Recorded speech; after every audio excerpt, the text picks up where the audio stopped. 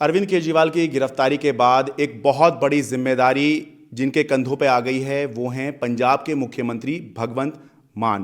भगवंत मान अरविंद केजरीवाल की गिरफ्तारी के बाद दिल्ली आए हुए हैं, हमसे बात करें। सर, बहुत बहुत स्वागत है आपका। पहला सवाल सर यही है मेरा कि इलेक्शन घोषित हुए हुए हैं, चुनाव इसमें कैंपेनिंग चल रही हैं और आपके पार्टी के मुखिया समेत तीन बड़े लीडर अरविंद केजरीवाल, मनीष सिसोदिया, संजय सिंह, ये बहुत बड़े नाम हैं आपके पार्टी के। ये मतलब मानते हैं कि ये अगर पार्टी का कोई चेहरा है तो ये उनमें से हैं। तो जब ये इस समय जेल में हैं, कैसे आम आदमी पार्टी चुनाव लड़ेगी, कैसे कैंपेनिंग होगी, कैसे मैनेज करेंगे आप लोग?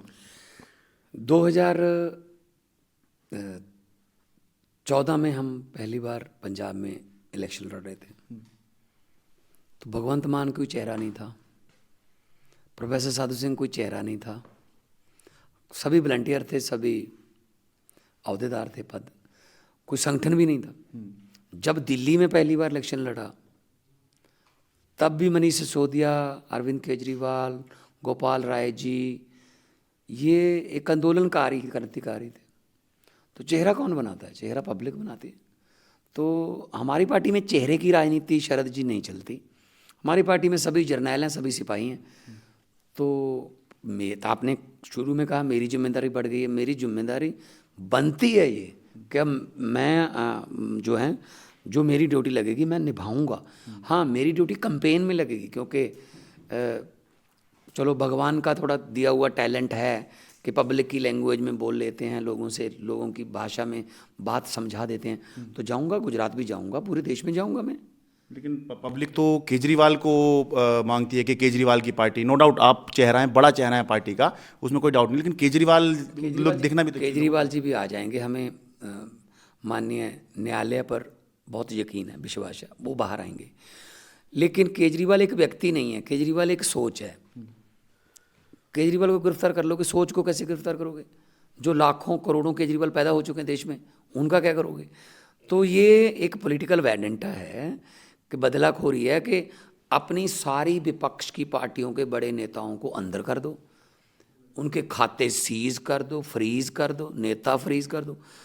तो ये फिर अगर 370 से ऊपर का आपको इतनी अहंकार है, अहंकार कहूँगा मैं, तो फिर आप हमें कम से कम इलेक्शन तो लड़ने दें। ये तो पूतने वाला काम हो गया। 88% वोट पड़ गए, 12% जो नहीं पड़े वो खराब हुए वोट, विरोध में नहीं पड़े।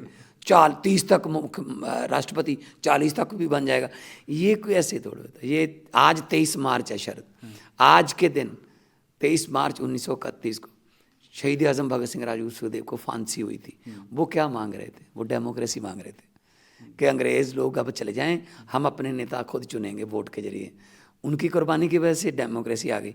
अब ये डेमोक्रेसी आज उनकी आत्मा तड़पती होगी कि इस डेमोक्रेसी के लिए 22-23 साल की उम्र में फांसी के रस्से चूम लिए, कि किसी को रहने नहीं देना, किसी की सरकार खरीद लो, किसी के एमएलए खरीद लो, किसी मेयर खरीद लो। देखा ना आपने चंडीगढ़ का मेयर कैसे बना? तो ये तो ठीक नहीं है डेमोक्रेसी के लिए। ईडी ने बहुत संगीन आरोप लगाए हैं और ये अरविंद केजरीवाल को किंगपिन बताया है इस पूरे कथित घोटाले का।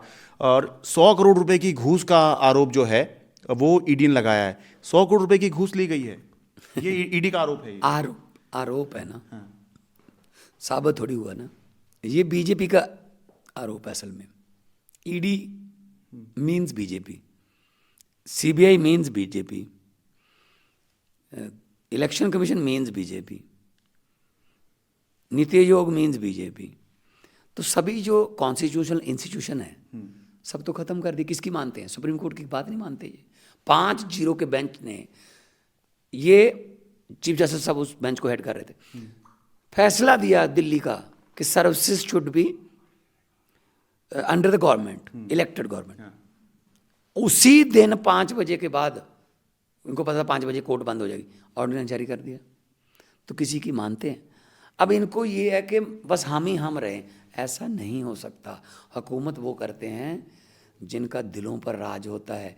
यूं कहने को तो मुर्गे के सर पे भी ताज होता है। ठीक है, आप ये पॉलिटिकली कह सकते हैं कि ये सारा बीजेपी है, लेकिन ईडी ने कोर्ट में ये कहा, क्योंकि लीगल तो केस है ही है, वो ये कह रहे हैं हमारे पास चैट्स हैं, हमारे पास मनी ट्रेल है जो ये साबित कर देते हैं, गवाह तो हैं ही, जो ये साबित कर देते हैं कि हाँ ये हुआ है।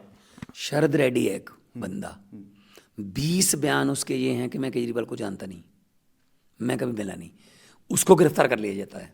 जेल में से उसका 21वां बयान आता है, हाँ जी मैं जानता हूँ, उसने मुझे कहा था इसको पैसे दे दो।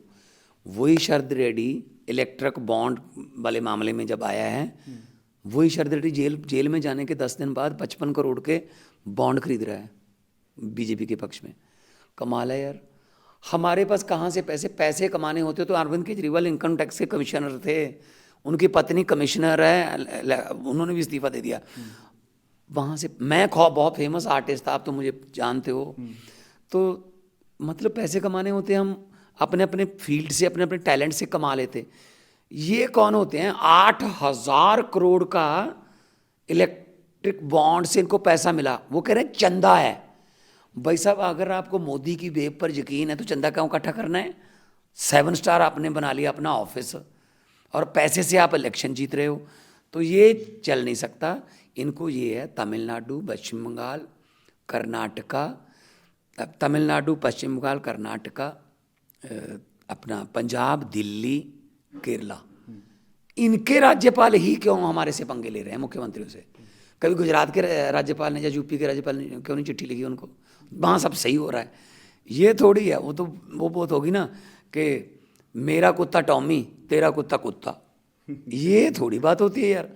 मतलब हम लड़ रहे हैं, आप फतवा लीजिए पब्लिक से, हम सर माथे पे लेंगे, जीतिए, लेकिन कम से कम चंडीगढ़ के मेयर की तरह तो मत जीतिए कि 36 वोट में से 8 वोट खराब कर दोगे और इमीडिएटली कह दोगे ये बन गया, ये बन गया। ऐसी बिल पास कराते हैं पार्लियामेंट में।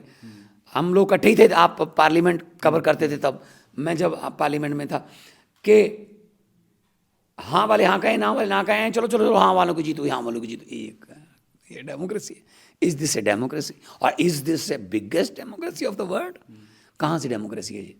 सो ये तो देश को, संविधान को, बाबा साहब के लिखे हुए संविधान को बचाने की ज़रूरत है। हम लोग आगे आएंगे, भगवान हमें समत बख्शे, परमात्मा हमें समत बख्शे, हम आएंगे। सर बहुत बहुत धन्यवाद। दिल्ली से अपने कैमरा सहयोगी कमल